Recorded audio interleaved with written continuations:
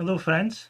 आज जो हम टॉपिक स्टार्ट करने जा रहे हैं this will be laws of motion, जो कि न्यूटन्स लॉज ऑफ मोशन के नाम से भी आपके सिलेबस में मेंशन्ड है। इस पे हम सारे कॉन्सेप्ट्स जो है वो डिस्कस करेंगे, प्लस हम 100+ एमसीक्यूज इसके रिलेटेड करेंगे, ताकि इसमें से जो भी पॉसिबल क्वेश्चन है जो कि JKSSB finance accounts assistant exam में पूछा जा सकता है वो आपका कवर हो जाए। इसके अलावा आपको कुछ और करने की ज़रूरत नहीं है। आप एमसीक्यूज एक्स्ट्रा प्रैक्टिस कर सकते हो, लेकिन थ्योरी में और कॉन्सेप्ट्स के लिए आपको इस वीडियो से एक्स्ट्रा करने की ज़रूरत नहीं है। तो सबसे पहले हम जो टर्म डिस्कस करेंगे लॉज ऑफ मोशन के रिलेटेड, दैट इज फोर्स। ये फोर्स क्या चीज़ है आप बचपन से ही सुनते आए होंगे, लेकिन फिजिक्स में इसको कैसे डिफाइन किया जा सकता है वो हम देखेंगे। सबसे पहले मैं कोई चीज़ ले लेता हूँ, से फॉर एग्जांपल ये कोई ऑब्जेक्ट है।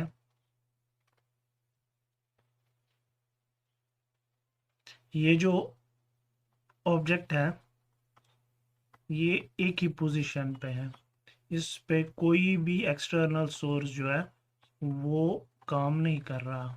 सपोज मैं मान लेता हूँ कि ये जो है ये कोई बुक है। तो अगर आप इसको अनडिस्टर्ब्ड रखोगे किसी जगह पे, अगर आप 5 दिन बाद भी आओगे, 6 दिन आप बाद भी आओगे, तो आप देखोगे ये जो बुक है या कोई ऑब्जेक्ट है ये सेम पोजीशन पे होगा, ये अपनी पोजीशन चेंज नहीं करेगा। लेकिन जैसे ही आप इसको पुश करोगे या इसको पुल करोगे तो ये या तो आगे बढ़ेगी या तो पीछे आएगी। जब आप इस पे एक्सटर्नल एफर्ट लगाओगे और ये अपनी पोजीशन जो है वो चेंज करेगी। इनिशियली इस पोजीशन पे थी, अभी किसी और पोजीशन पे आ गई, तो इस चीज़ को हम मोशन कहते हैं। जब कोई ऑब्जेक्ट अपनी पोजीशन चेंज करता है विथ रिस्पेक्ट टू टाइम तो उसे हम मोशन कहते हैं। और जो हमने ये एक्सटर्नल एफर्ट लगाया किस पे, इस ऑब्जेक्ट पे, ताकि इसकी पोजीशन चेंज हो, चाहे फिर उसकी पोजीशन चेंज हुई या ना हुई, उस एक्सटर्नल एफर्ट को हम फोर्स का नाम देते हैं। अब फोर्स खाली इतना काम नहीं करता कि कोई ऑब्जेक्ट रेस्ट पे है तो उसको मोशन में लेके आए। अब सपोज मैं मान लेता हूँ ये एक बॉल है और ये बॉल जो है इस डायरेक्शन में मूव कर रही है।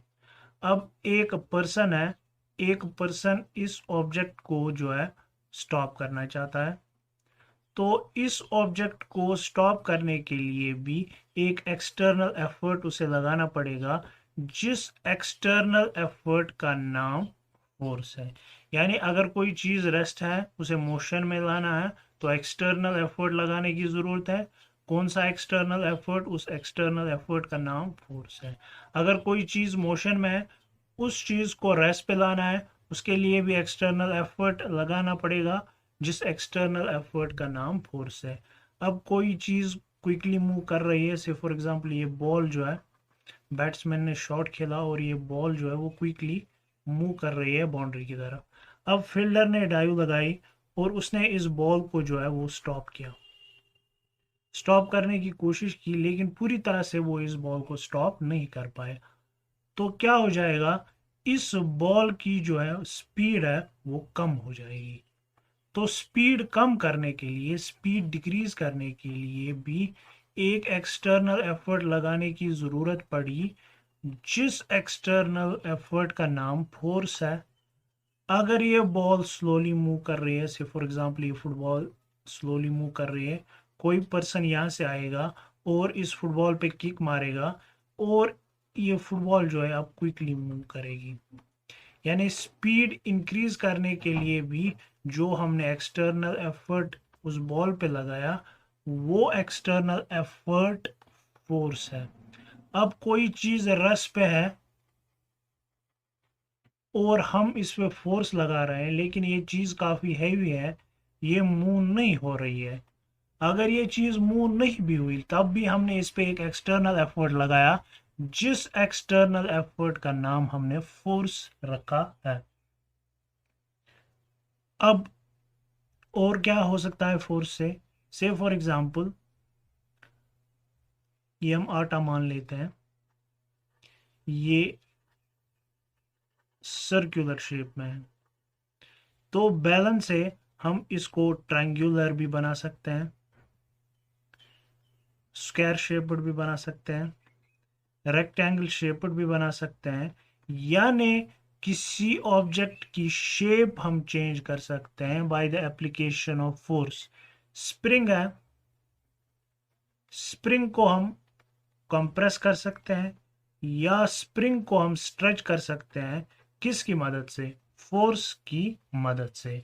तो फोर्स जो है, फोर्स को हम डिफाइन कर सकते हैं, अगर हम फोर्स की डेफिनेशन लिखें तो फोर्स को हम डिफाइन कर सकते हैं,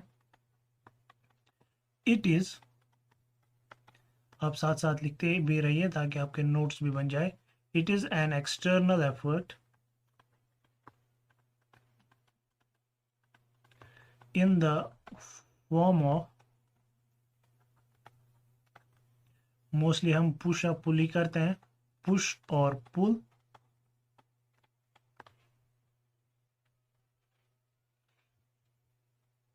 with the help of which we can change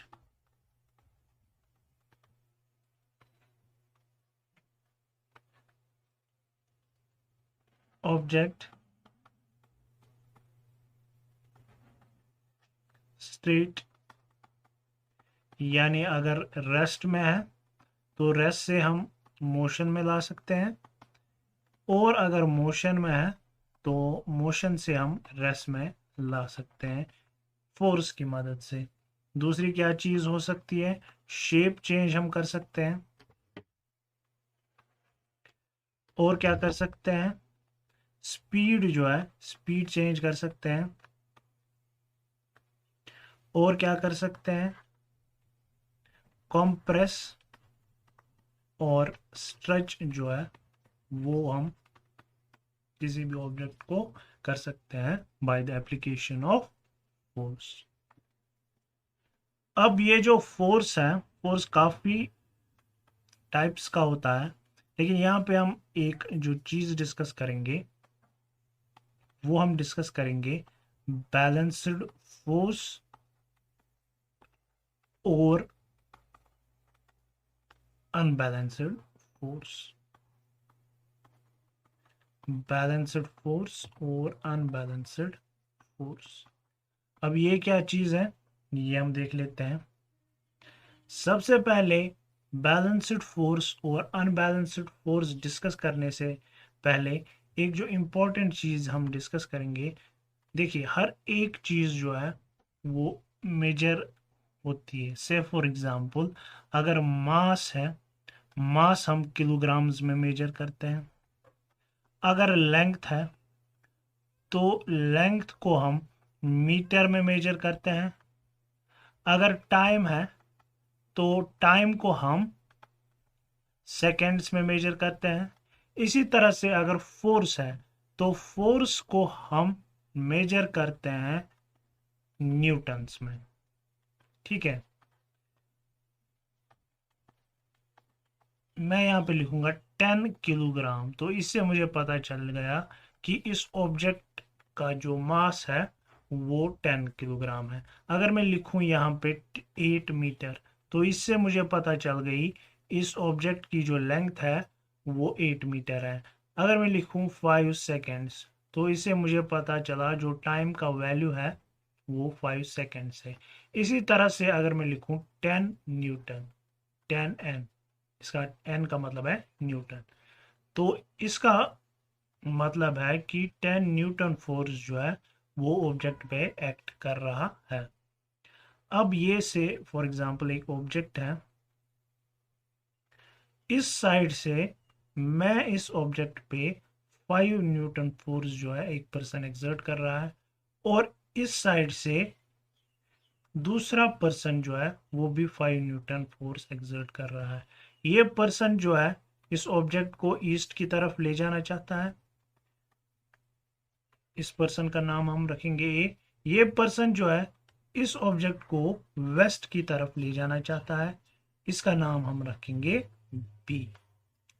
अब ये जो दो पर्सन्स है ये इक्वल फोर्सेस अप्लाई कर रहे हैं, ये भी 5 न्यूटन फोर्स अप्लाई कर रहा है, ये भी 5 न्यूटन फोर्स अप्लाई कर रहा है, लेकिन अपोजिट डायरेक्शंस में ये जो है ईस्ट की डायरेक्शन में फोर्स अप्लाई कर रहा है, ये वेस्ट की डायरेक्शन में फोर्स अप्लाई कर रहा है। तो इससे क्या हो जाएगा, ये जो ऑब्जेक्ट है अपनी जगह से मूव नहीं होगा, या हम ऐसा भी कह सकते हैं कि इस ऑब्जेक्ट के जो फोर्स एक्ट कर रहा है, टोटल फोर्स जो इस ऑब्जेक्ट पे एक्ट कर रहा है वो जीरो है। जब ऐसा है कि जो नेट फोर्स या टोटल फोर्स ऑब्जेक्ट पे एक्ट कर रहा है वो जीरो है, तो ऐसे फोर्सेस को हम बैलेंस्ड फोर्स का नाम देते हैं। ठीक है, अब एक और कंडीशन हम ले लेते हैं। से फॉर एग्जांपल फिर से ये बॉक्स है, ये पर्सन जो है ये 5 न्यूटन फोर्स एक्ट करे इस पे लगाएगा, दूसरा पर्सन बी है ये 7 न्यूटन फोर्स इस पे लगाएगा, इस पर्सन का नाम है ए, इस पर्सन का नाम है बी। तो क्या हो जाएगा, ये जो 7 न्यूटन फोर्स है ये ग्रेटर है देन 5 न्यूटन फोर्स, तो ये जो ऑब्जेक्ट है ये वेस्ट की तरफ मूव करना स्टार्ट कर देगा। जब दो फोर्सेस चाहे वो एक ही डायरेक्शन में हो या अपोजिट डायरेक्शन में हो, अनइक्वल मैग्नीट्यूड के हो, या हम कह सकते हैं कि जब नेट फोर्स जीरो ना हो, अनइक्वल होना जरूरी नहीं है लेकिन ये चीज जरूरी है, जब net force acting on a body is not zero, तो ऐसे फोर्स को हम अनबैलेंस्ड फोर्स कहते हैं। तो ये बैलेंस्ड फोर्स जो है ये मोशन प्रोड्यूस नहीं करता, ये ऑब्जेक्ट को मूव नहीं करवाता, लेकिन ऑब्जेक्ट को कौन चीज मूव करवाती है, ऑब्जेक्ट को मूव करवाती है अनबैलेंस्ड फोर्स। तो बैलेंस्ड फोर्स को हम क्या डिफाइन करेंगे, व्हेन नेट फोर्स और if resultant of all the forces acting on a body is zero,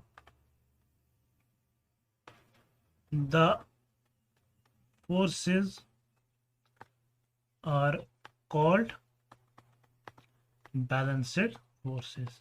तो ये हमने बैलेंस्ड फोर्स देखा, जब नेट फोर्स जो किसी बॉडी पे एक्ट करता है वो जीरो होता है तो उसको हम बैलेंस्ड फोर्स का नाम देते हैं ऐसे फोर्सेस को। तो अनबैलेंस्ड फोर्स या अनबैलेंस्ड फोर्सेस को क्या डिफाइन करेंगे, if resultant forces acting on a body is not zero। यहाँ पे एक इंपॉर्टेंट चीज जो आप नोट डाउन करोगे कि जो मोशन है, motion is produced by the application of unbalanced force only. तो ये काफी इंपॉर्टेंट पॉइंट है, आपको एमसीक्यू में भी पूछा जा सकता है। सो अनबैलेंस्ड फोर्स की वजह से ही मोशन होती है, बैलेंस्ड फोर्स की वजह से मोशन नहीं होती। तो अब हम इस पोजीशन में आ गए हैं कि अब हम न्यूटन्स लॉज ऑफ मोशन जो है वो डिस्कस कर सकते हैं।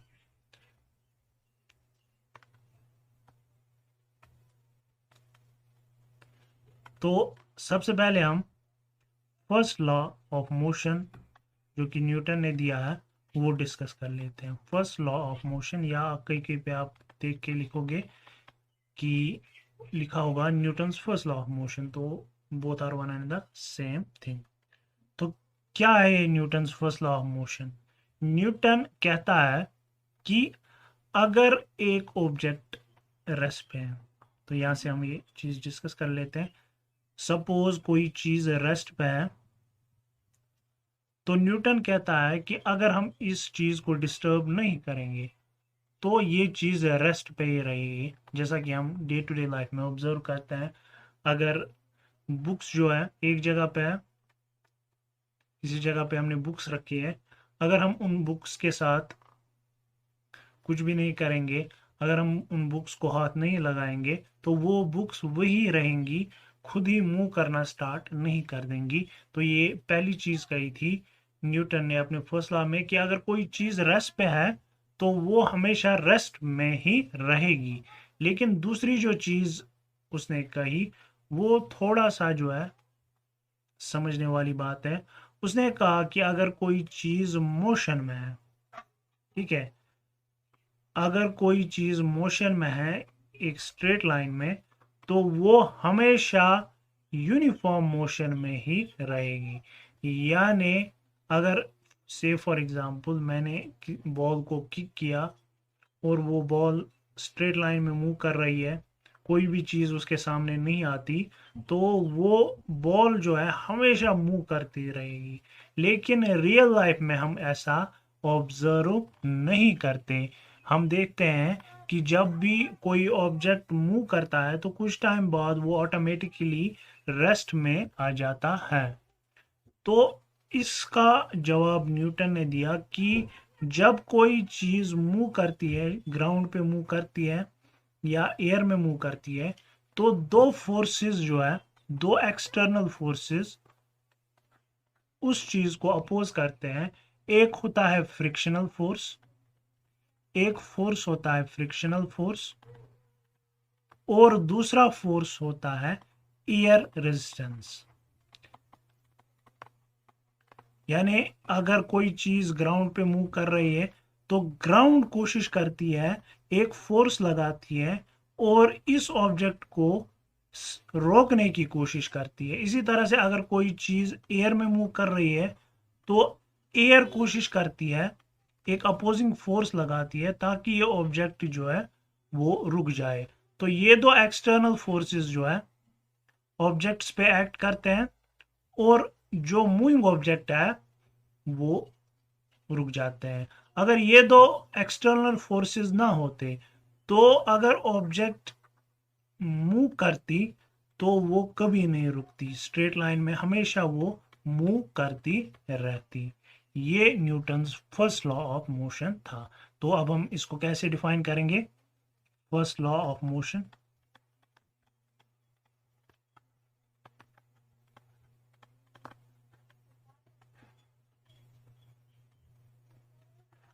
a body continues to be in a state of rest or in a state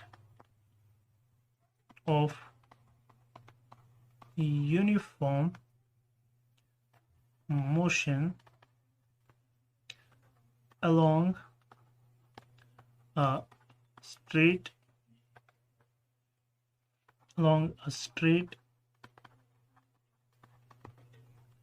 line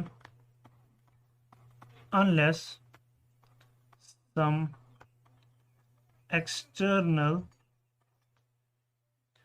unbalanced force is applied on the body to change that state. सो ये था Newton's first law of motion.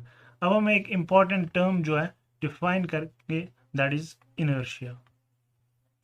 अब ये inertia क्या होता है ये हम यहां से देख लेते हैं। इनर्शिया देखो, अगर कोई ऑब्जेक्ट जो है रेस्ट पे है, से फॉर एग्जांपल ये कोई ऑब्जेक्ट है, तो ये रेस्ट पे है, तो ये अपने आप मोशन में नहीं आएगा। अगर कोई चीज रेस्ट पे है तो ये अपने आप मोशन में नहीं आएगा। इसी तरह से अगर कोई चीज मोशन में है तो ये चाहेगा मैं हमेशा मोशन में ही रहूं। अगर कोई चीज रेस्ट पे है तो ये चाहेगा मैं हमेशा रेस्ट में ही रहूं। तो अपने आप से ना तो ये रेस्ट से मोशन में आ सकता है और ना तो मोशन में से रेस्ट पे आ सकता है।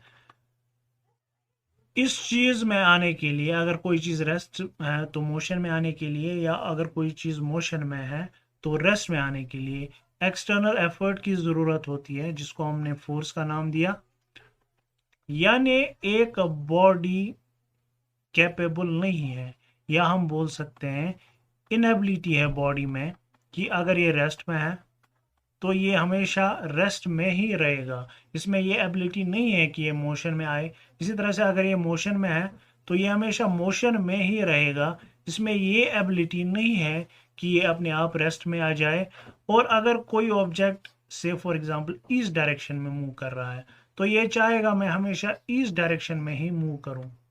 ये अपने आप से वेस्ट डायरेक्शन में मूव करना स्टार्ट नहीं करेगा या नॉर्थ डायरेक्शन में मूव करना स्टार्ट नहीं करेगा।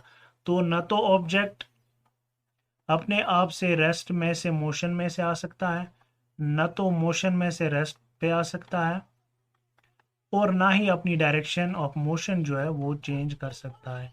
यानी इसमें इनएबिलिटी है इन तीन चीजों की। यही इनएबिलिटी, खुद से रेस्ट की स्टेट न चेंज कर पाना, खुद से मोशन की स्टेट न चेंज कर पाना, खुद से अपनी डायरेक्शन चेंज न कर पाना, इस इनएबिलिटी, इस नाकाबिलियत या इस इनएबिलिटी को हमने नाम दिया है इनर्शिया का, जो कि Newton's first law of motion में हमने देखा था। तो इनर्शिया को अगर हम डिफाइन करेंगे तो इनर्शिया को हम कैसे डिफाइन करेंगे? It is the inability it is the inability of a body to change by itself its state of rest or state of uniform motion along a straight line। यानी ना तो अपनी रेस्ट स्टेट खुद से change कर सकता है, ना तो अपनी मोशन की स्टेट खुद से चेंज कर सकता है, और ना ही अपनी डायरेक्शन। यही चीज फर्स्ट लॉ ने भी बोली थी। इसीलिए फर्स्ट लॉ ऑफ मोशन को, ये पॉइंट काफी इंपॉर्टेंट बन जाता है, फर्स्ट लॉ ऑफ मोशन को लॉ ऑफ इनर्शिया भी कहा जाता है। Is also known as law of inertia. ये काफी इंपॉर्टेंट पॉइंट बन जाता है कि किस लॉ को लॉ ऑफ इनर्शिया का नाम भी दिया जाता है, तो वो है फर्स्ट लॉ ऑफ मोशन। अब यहीं पे जो है काम खत्म नहीं हो जाता। अब हमें कुछ एग्जांपल्स देखनी है जिस पे मोस्ट प्रोबेबली क्वेश्चंस आने के चांसेस है। सबसे पहले हम इनर्शिया ऑफ रेस्ट पे कुछ क्वेश्चंस जो है वो डिस्कस कर लेते हैं। देखिए, अगर हमने देखा ये इनर्शिया ऑफ रेस्ट जो है ये इनएबिलिटी है पर्सन की, यानी कि नाकाबिलियत है किसी भी पर्सन की, इनएबिलिटी ऑफ ए बॉडी कि वो खुद से अपनी स्टेट ऑफ रेस्ट जो है वो चेंज नहीं कर सकता, to change by itself its state of rest. अब इसमें कुछ एग्जांपल्स हम देख लेते हैं। ये एग्जांपल्स आपको एग्जाम में पूछे जा सकते हैं कि अगर एक पर्सन है जो कि बस में बैठा हुआ है, एक कोई भी पर्सन है, ये हम जो है टेम्पोरेरी बस मान लेते हैं। अगर कोई पर्सन बस में बैठा हुआ है, ये सपोज कोई पर्सन है जो कि बस में बैठा हुआ है, ये बस इनिशियली रेस्ट पे थी और अब ये बस जो है वो मूव करना स्टार्ट कर देती है। तो ये जो पर्सन है, ये पर्सन बैकवर्ड फॉल करता है। ये बैकवर्ड क्यों फॉल करता है जब अचानक से ये बस स्टार्ट हो जाती है? देखिए, जब ये पूरी बस जो है वो रेस्ट पे थी तो ये पर्सन भी रेस्ट पे था। अब क्या हो गया, जो बस जो है वो मोशन में आ गई तो उसके पैर जो है वो बस के कांटेक्ट में है, तो उसकी लेग्स यानी कि लोअर बॉडी जो है वो भी बस के साथ मोशन में आ जाएगी, लेकिन उसकी अपर बॉडी जो है वो अभी भी रेस्ट पे ही रहेगी। क्यों? Due to inertia of rest. अब उसके लेग्स जो है वो फॉरवर्ड मूव करेंगे लेकिन उसकी बॉडी पीछे रह जाएगी, इसीलिए ये पर्सन जो है वो बैकवर्ड्स फॉल करेगा। So a person falls backwards, आप इसको ऐसे लिख सकते हो, a person falls backwards when a bus starts suddenly due to inertia of rest। आपको पूछा जा सकता है कि एक पर्सन जो है वो फॉल करता है बैकवर्ड्स जब बस स्टार्ट होती है, किसकी वजह से? इनर्शिया ऑफ रेस्ट की वजह से, इनर्शिया ऑफ मोशन की वजह से, इनर्शिया ऑफ डायरेक्शन की वजह से। तो ऐसे क्वेश्चंस आपको एग्जाम में पूछे जा सकते हैं। दूसरा जो पॉइंट है इनर्शिया ऑफ रेस्ट के रिलेटेड है, तो ये क्या पॉइंट है ये हम देख लेते हैं। देखिए, जब हम मैंगो ट्री है, से फॉर एग्जांपल मैंगो ट्री है या एप्पल ट्री, कोई भी ट्री हो, जब हम इसको शेक करते हैं तो ये मैंगो जो है वो नीचे गिर जाते हैं या एप्पल्स जो है वो नीचे गिर जाते हैं। क्यों गिर जाते हैं? देखिए, जब हम ट्री को शेक करते हैं तो ये ट्री जो है वो मोशन में आ जाती है, लेकिन ये जो मैंगो है ये अभी मोशन में नहीं आता due to inertia of rest, जिसकी वजह से ये जो है ये फॉर एग्जांपल इसके साथ अटैच था तो ये मोशन में आ गया, ये आगे चला गया, लेकिन मैंगो अपनी ही जगह पे रहा और ये नीचे गिर गया। सो मैंगो नीचे गिर जाता है due to inertia of rest.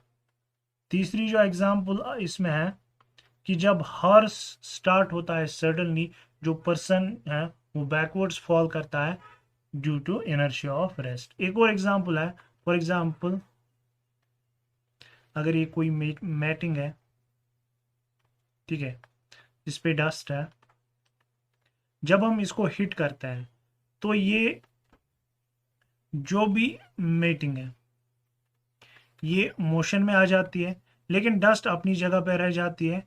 सो ये डस्ट जो है वो अलग हो जाती है आपकी मीटिंग से due to inertia of rest. ठीक है, इसी तरह से अगर हम एक गिलास लें, उसके ऊपर हम कार्डबोर्ड रखें और उस कार्डबोर्ड के ऊपर हम कॉइन रखें। अब हम इस कार्डबोर्ड जो है पुश करेंगे, फोर्सेस पे अप्लाई करेंगे क्विकली। ये कार्डबोर्ड जो है आगे मूव करेगा, लेकिन ये कॉइन जो है वो गिलास में गिर जाएगी, क्योंकि कार्डबोर्ड मोशन में आ गई लेकिन कॉइन रेस्ट पे ही रही, due to inertia of rest अपनी जगह पे रही। और जब कार्डबोर्ड आगे चला गया तो ये कॉइन आ गई in the glass due to inertia of rest. तो ये कुछ एग्जांपल्स थी इनर्शिया ऑफ रेस्ट की, जो कि आपके एग्जाम में पूछी जा सकती है। इसी तरह से दूसरी जो चीज हमें डिस्कस करनी है, that is inertia of motion. Inertia of motion. अब इनर्शिया ऑफ मोशन क्या है? It is the inability of body, inability of body to change by itself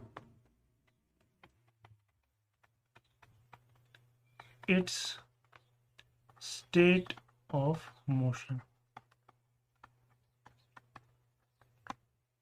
अगर कोई चीज मोशन में है तो अपने आप रेस्ट पे वो नहीं आ सकती। क्यों? Due to inertia of motion. अब इसकी एग्जांपल्स जो है, जो सबसे important MCQ point of view से बन जाते हैं।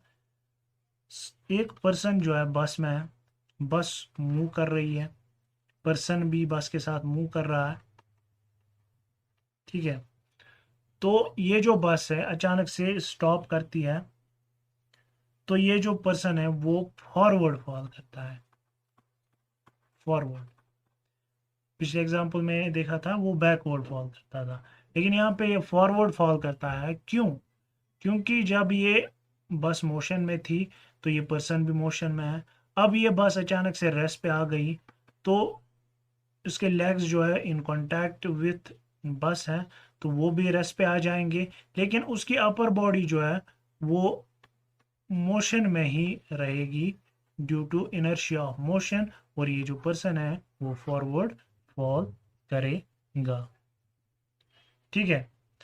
अब एक और चीज जो हमें डिस्कस करनी है वो है inertia of direction. Inertia of direction.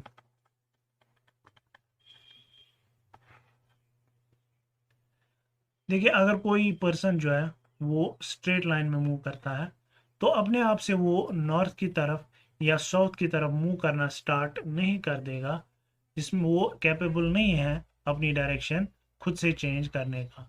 अगर उसे डायरेक्शन चेंज करनी है तो फोर्स उस पर अप्लाई करना पड़ेगा, तभी वो अपनी डायरेक्शन चेंज कर सकता है। यही inability of body, inability of body, inability of body to change by itself its direction of motion, इसको हम कहते हैं इनर्शिया ऑफ डायरेक्शन। इसमें हम एग्जांपल्स अब देख लेते हैं। सबसे पहली एग्जांपल जो है, देखिए सपोज ये रेन गिर रही है, तो रेन एक पर्टिकुलर डायरेक्शन में गिरेगी। अब ये रेन भी कैपेबल नहीं है खुद से अपनी डायरेक्शन चेंज करें। अगर रेन को भी डायरेक्शन चेंज करनी है तो इस पे भी फोर्स लगाना पड़ेगा।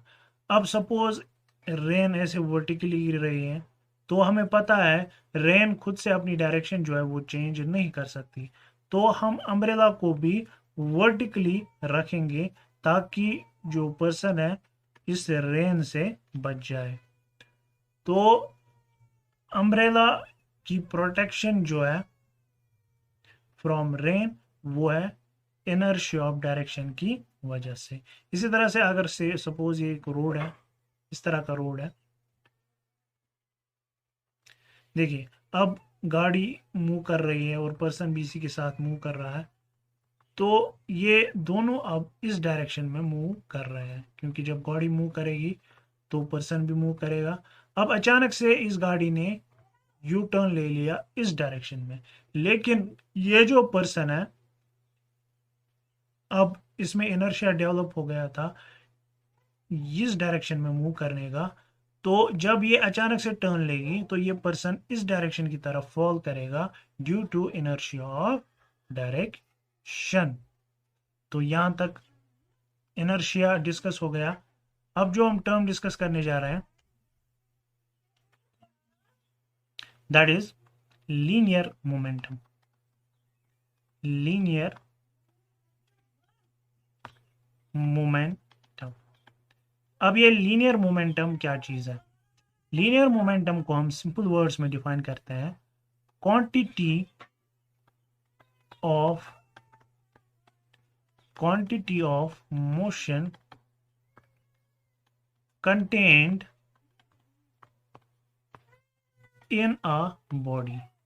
एक बॉडी में कितनी क्वांटिटी ऑफ मोशन है। अब ये quantity of motion contained in a body, इसका क्या मतलब है ये हम समझने की कोशिश करते हैं। सपोज ये एक बस है या कोई भी मान लीजिए कार है,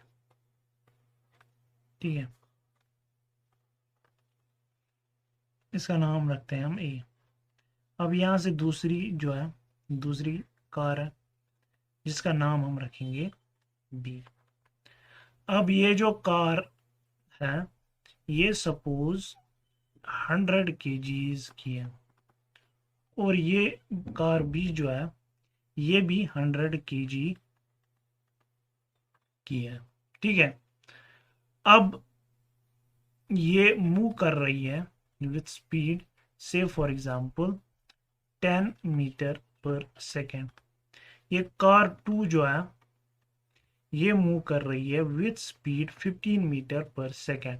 यहाँ पे पर्सन है सी, इसको काम दिया गया है कि आपको ये कार भी रोकनी है और ये कार भी रोकनी है। तो ये जो पर्सन सी है इसको दो में से कौन सी कार जो है रोकना इजी लगेगा?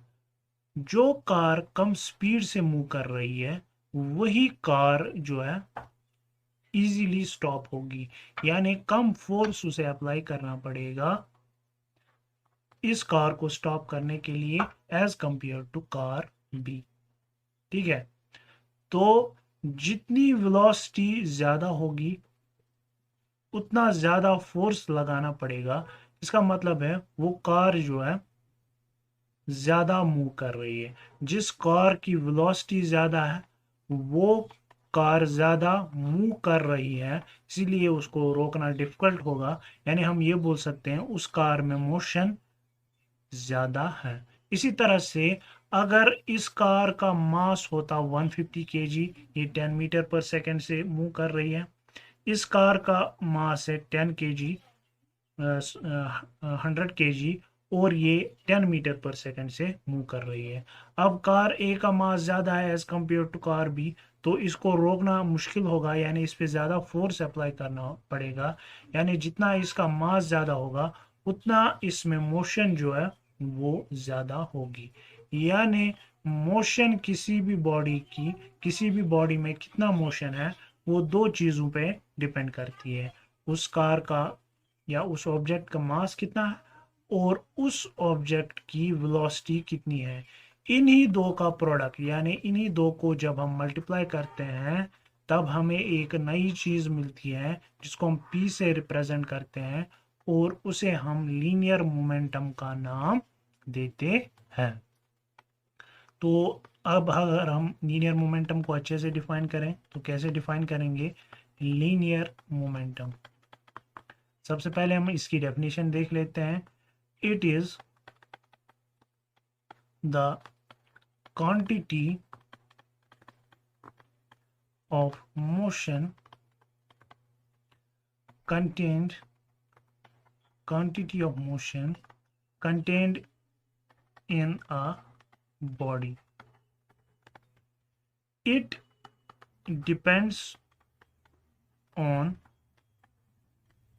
mass and velocity.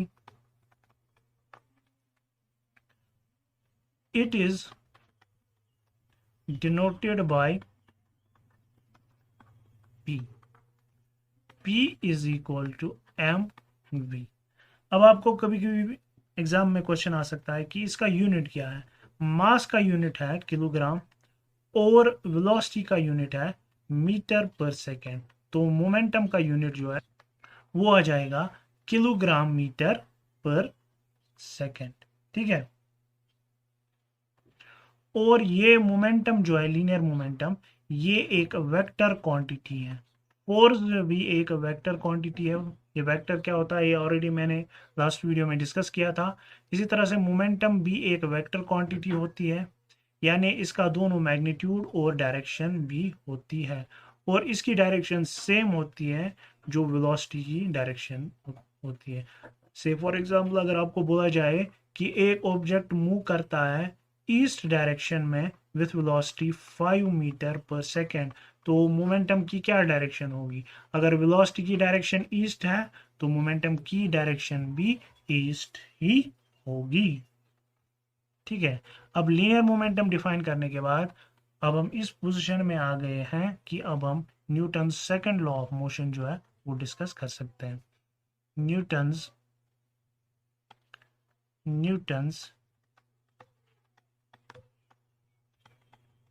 Second law of motion.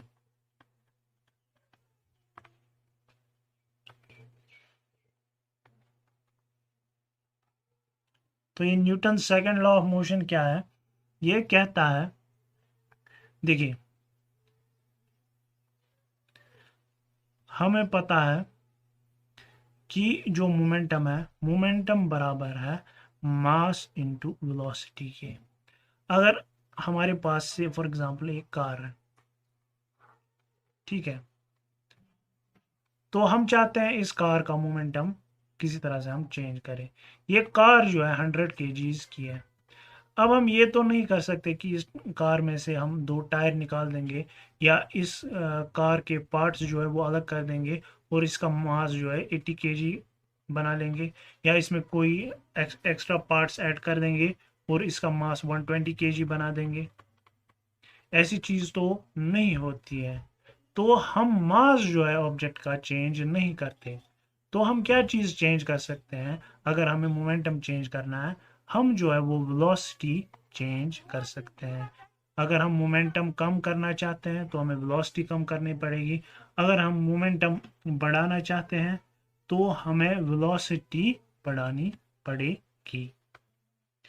अब ये जो वेलोसिटी है, वेलोसिटी चेंज अपने आप तो नहीं होती।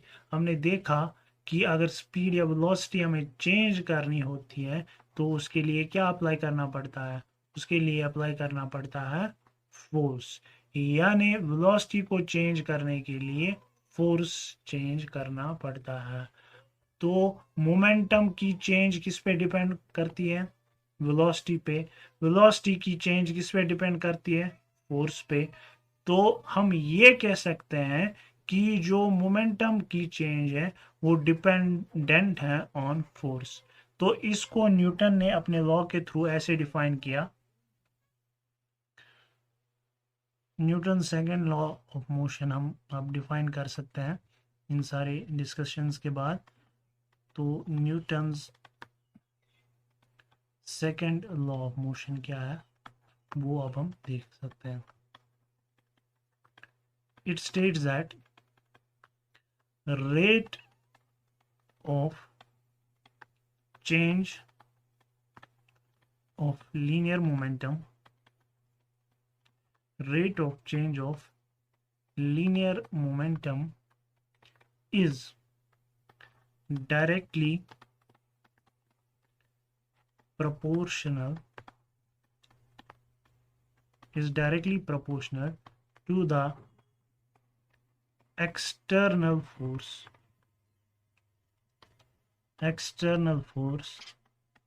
applied on the body। ठीक है। और एक और चीज जो उसने कही, एंड दिस चेंज, यानी ये जो चेंज हो रही है मोमेंटम में, ये change takes place always in the direction of force applied. अब इसका मतलब क्या है वो हम समझ लेते हैं। सपोज एक बॉडी है, वेलोसिटी v से इस डायरेक्शन में मूव कर रही है। अब इसमें मैंने फोर्स अप्लाई किया और इसकी वेलोसिटी जो है चेंज हुई। तो अगर ये फोर्स में इस डायरेक्शन में अप्लाई करूंगा तो इसकी वेलोसिटी जो है वो भी इस डायरेक्शन में ही चेंज होगी। जब वेलोसिटी इस डायरेक्शन में चेंज होगी तो मोमेंटम भी इस डायरेक्शन में ही चेंज होगा, यानी जिस डायरेक्शन में अप्लाइड फोर्स होगा उसी डायरेक्शन में चेंज इन मोमेंटम भी होगा। मैथमेटिकली इसको ऐसे रिप्रेजेंट किया जाता है, F is directly proportional to dp divided by dt। dp मतलब हुआ चेंज इन मोमेंटम, dt मतलब हुआ चेंज इन टाइम। प्रोपोर्शनैलिटी को खत्म करने के लिए यहाँ पे हम एक कांस्टेंट लाते हैं जो कि k से रिप्रेजेंट किया जाता है। इस k की वैल्यू जो है वो 1 होती है SI यूनिट में। ठीक है, तो k की जगह 1 लिखेंगे तो F आएगा बराबर dp डिवाइडेड बाय dt। तो F की वैल्यू निकलेगी d। p की जगह पे हम लिख सकते हैं, p जो है वो मोमेंटम है, तो इसकी जगह पे हम लिख सकते हैं mv डिवाइडेड बाय dt। अब मास जो है वो तो चेंज नहीं हो रहा, तो हम उसको इस चेंज से बाहर निकाल देते हैं। तो मास बाहर आ गया तो यहाँ पे रह गया dv डिवाइडेड बाय dt। ये dv डिवाइडेड बाय dt मतलब हो गया velocity divided by time. Velocity divided by change in velocity divided by change in time होता है बराबर एक्सेलरेशन के। तो हमारा फोर्स जो है, फोर्स निकला बराबर मास इनटू एक्सेलरेशन। ठीक है, अब इस फोर्स का जो है यहाँ से हम यूनिट जो है वो डिफाइन कर सकते हैं। मास का यूनिट है किलोग्राम, एक्सेलरेशन का यूनिट होता है मीटर पर सेकंड स्क्वायर। सो फोर्स का यूनिट आएगा किलोग्राम मीटर पर सेकंड स्क्वायर, या हम इसको न्यूटन का नाम भी देते हैं। ये ऐसा यूनिट ऑफ फोर्स है।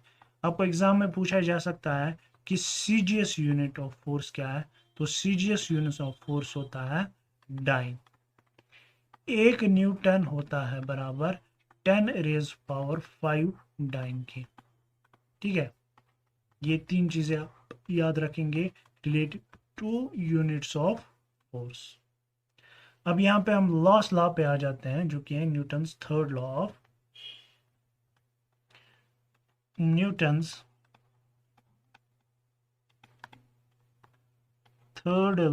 Of third law of motion. तो ये Newton's third law of motion क्या कहता है, इसको थोड़ा डिटेल में देखेंगे हम।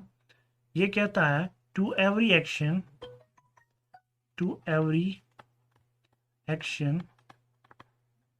There is equal and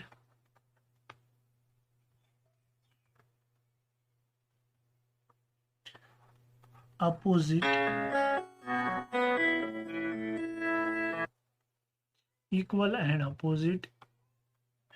reaction.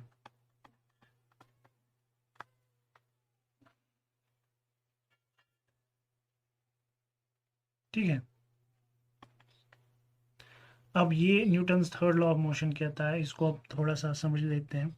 Suppose ये एक वॉल है, ठीक है। अब मैंने क्या किया, एक बॉल उठाई और इस वॉल पे जो है उसको स्ट्राइक करवाया। तो जब ये बॉल इस वॉल से स्ट्राइक करेगी तो ये बॉल जो है फोर्स एक्सर्ट करेगी on wall, ball force exert करेगी ऑन वॉल, तो उसको हम एक्शन का नाम देंगे। अब ये जो वॉल है ये भी चुप नहीं बैठेगी, ये एक फोर्स एक्सर्ट करेगी ऑन बॉल। सो वॉल जो है फोर्स एक्सर्ट करेगी ऑन बॉल, जिसकी वजह से ये बॉल जो है वो वापस आएगी, जिसको हम बोलेंगे रिएक्शन। अब यहाँ पे कुछ चीजें जो है हमें समझनी है। ये जो हम मान लेते हैं बॉल है, बॉल बॉल का नाम रख लेते हैं हम ए, और वॉल का नाम रखते हैं हम बी। सबसे पहले मैं लिखूंगा यहाँ पे एफ ए बी। एफ का मतलब है फोर्स, एफ ए बी मतलब हुआ फोर्स ऑन ए पे यानी बॉल पे। किसकी वजह से? ड्यू टू बी, यानी वॉल की वजह से बॉल पे फोर्स। और दूसरी चीज मैं लिखूंगा F B A. F B A मतलब हुआ force on wall. B wall है, किसकी वजह से? बॉल की वजह से। ये दोनों जो है वो इक्वल होंगे, ये दोनों इक्वल होंगे। जितना फोर्स बॉल वॉल पे एक्सर्ट करेगी उतना ही फोर्स वॉल बॉल पे एक्सर्ट करेगी, लेकिन इनकी डायरेक्शन अपोजिट होगी। बॉल ने इस डायरेक्शन में वॉल पे फोर्स एक्सर्ट किया और वॉल ने इस डायरेक्शन में जो है बॉल पे फोर्स एक्सर्ट किया। और दूसरी जो चीज है, ये डिफरेंट बॉडीज पे एक्ट करेंगे। जो पहला फोर्स था वो बॉल की वजह से था, लेकिन किस पे? वॉल पे। पहला फोर्स था ऑन वॉल, और दूसरा फोर्स जो एक्ट हुआ वो एक्ट हुआ ऑन बॉल। ठीक है, यानी ये जो है डिफरेंट बॉडीज पे एक्ट करेंगे और ये कभी भी कैंसल नहीं होंगे। ये फोर्सेस क्योंकि डिफरेंट बॉडीज पे एक्ट हो रहे हैं तो ये कैंसल नहीं होंगे। ठीक है, अब हम लास्ट चीज इस टॉपिक में से डिस्कस कर लेते हैं, जो कि है law of conservation of linear momentum.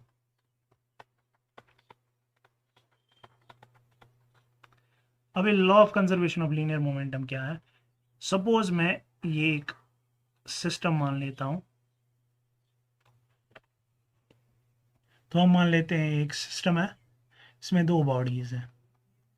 एक बॉडी है ए, दूसरी बॉडी है बी। अब मान लेते हैं ये जो मैंने ये लाइन बनाई, ये एक आइसोलेटेड सिस्टम है। आइसोलेटेड सिस्टम मतलब क्या हो गया? इस पे कोई भी एक्सटर्नल फोर्स जो है एक्ट नहीं करेगा। ठीक है, कोई भी बाहर से नहीं आएगा, ना ए पे फोर्स लगाएगा ना बी पे फोर्स लगाएगा, कोई भी इसको डिस्टर्ब नहीं करेगा। हाँ, ए जो है वो बी पे फोर्स लगा सकता है, बी ए पे फोर्स लगा सकता है, वो इशू नहीं है, लेकिन बाहर से कोई भी जो है वो फोर्स नहीं लगाएगा। तो ऐसे सिस्टम को हम आइसोलेटेड सिस्टम कहते हैं। तो हम मान लेते हैं इनिशियली ये जो ऑब्जेक्ट था ए और ये ऑब्जेक्ट था बी, इसका मास हम मान लेते हैं से फॉर एग्जांपल m1, और इसकी इनिशियल वेलोसिटी थी u1। इसका इनिशियल मास हम मान लेते थे m2 और इसकी इनिशियल वेलोसिटी थी u2। तो टोटल मोमेंटम जो है इस सिस्टम का कितना आ जाएगा? टोटल मोमेंटम आ जाएगा इन दोनों चीज़ों का सम, यानी कि ए का मोमेंटम जो कि है m1 u1 और बी का मोमेंटम जो कि है m2 u2। ठीक है, तो ये इसका इनिशियल मोमेंटम था।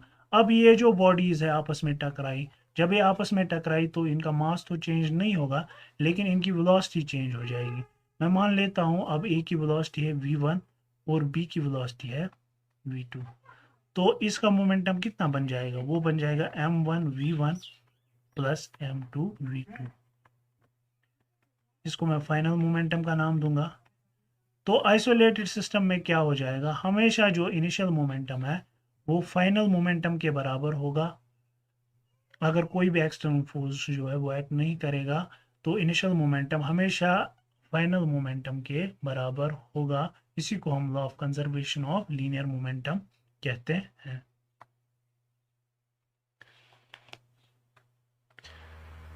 अब जो भी एग्जांपल्स हैं थर्ड लॉ ऑफ लीनियर, ये थर्ड लॉ ऑफ मोशन की, वो हम law of conservation of momentum से भी डिफाइन कर सकते हैं।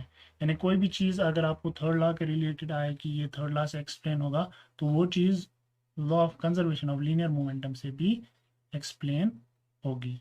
ठीक है,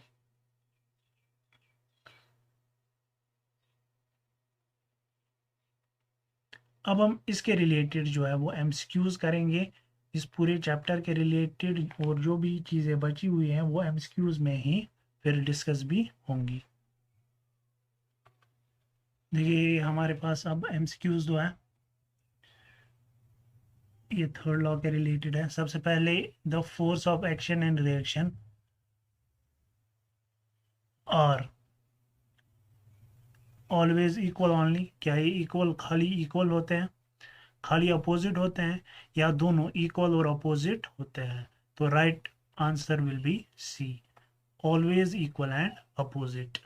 जो force of action and reaction है वो सेम बॉडीज पे एक्ट करते हैं, या दो डिफरेंट बॉडीज पे हमेशा एक्ट करते हैं, या कभी कभी सेम बॉडीज पे और कभी कभी डिफरेंट बॉडीज पे एक्ट करते हैं? तो यहाँ पे ऑप्शन ए जो है वो करेक्ट हो जाएगा, they always act on different bodies.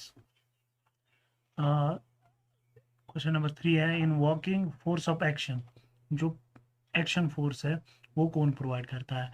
देखिए जब हम वर्क करते हैं तो पहले हम पुश करते हैं ग्राउंड को बाय आवर फुट, तो वो हमारा एक्शन पेयर बन जाएगा, और जो ग्राउंड वापस से पुश करेगा वो रिएक्शन बन जाएगा। So option A is the right answer. A swimmer swims due to, देखो स्विमर जो है वाटर पे फोर्स अप्लाई करता है, और इन टर्न जो है वाटर फॉरवर्ड फोर्स अप्लाई करती है किस पे? स्विमर पे। तो यहाँ पे भी ऑप्शन ए जो है forward push of water on the swimmer, ये करेक्ट ऑप्शन बन जाएगा। यहाँ पे जो क्वेश्चन में पूछा गया है, जो principle of conservation of linear momentum है वो किस लॉ से डिड्यूस किया गया है? तो ये मैंने आपको ऑलरेडी बताया, third law of Newton, third law of motion. जब resultant of all the forces acting on a body zero है, उन फोर्सेस को हम क्या बोलते हैं? उनको हम बैलेंस्ड फोर्सेस कहते हैं। तो ये कुछ एमसीक्यूज थे, वीडियो काफ़ी बड़ी ऑलरेडी हो चुके हैं। नेक्स्ट वीडियो में मैं आपके लिए 50+ और एमसीक्यूज लाऊंगा इसी टॉपिक के रिलेटेड, तो आपकी इस टॉपिक में से आपको कुछ और ना करना पड़े। प्लस मैं जो थोड़े बहुत कॉन्सेप्ट जो है, एक दो छोटे छोटे कॉन्सेप्ट जो इस टॉपिक में बचे हुए हैं वो भी आपको करवा दूंगा।